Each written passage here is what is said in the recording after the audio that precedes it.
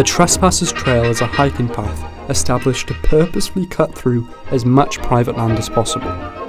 The walk starts in South Dorset and ends in London. You'll pass through country estates, military grounds, to parts of London owned and governed by international corporations. Where other walks may capitulate to the lords and barons who own vast swaths of England, this guide encourages you to ignore signs, climb walls, and leap fences. Here are a few highlights from the journey.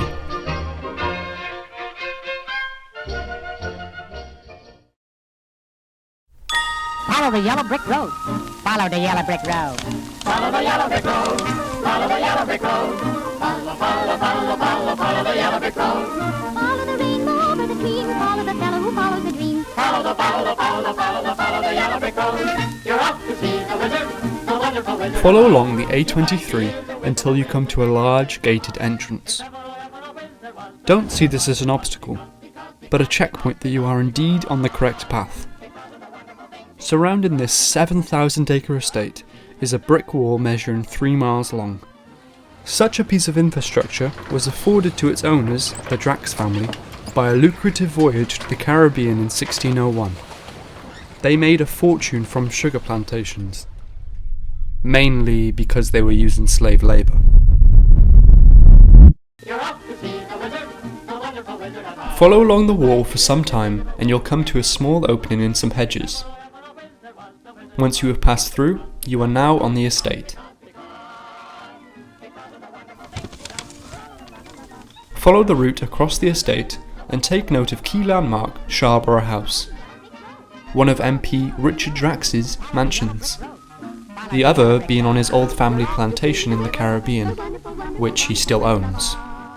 There are limited toilet facilities on this day of walking, so don't miss the opportunity to use the ones provided in the house.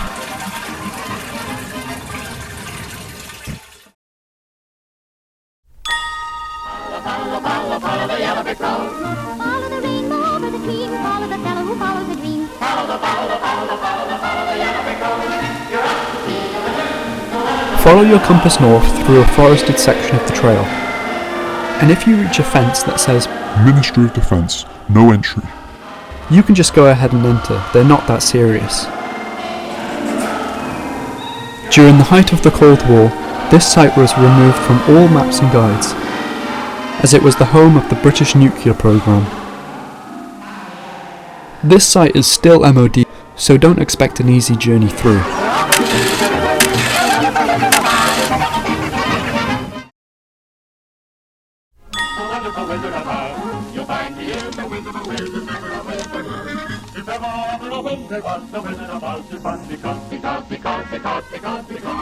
Walk along the Thames path towards London Bridge, and note that at some point you will step into private land, marked clearly by the invisible line. This area may look and feel public, and it once was, but now it's More London, a privately owned commercial development bought and governed by the state of Kuwait.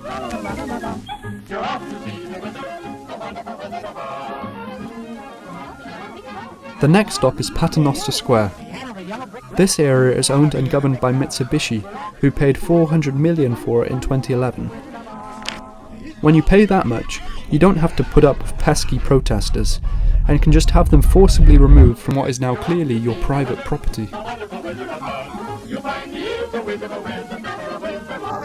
As we weave our way through the once public areas of London that have been developed into corporate paradises, we come to our final stop, Granary Square, home of Central St Martin's.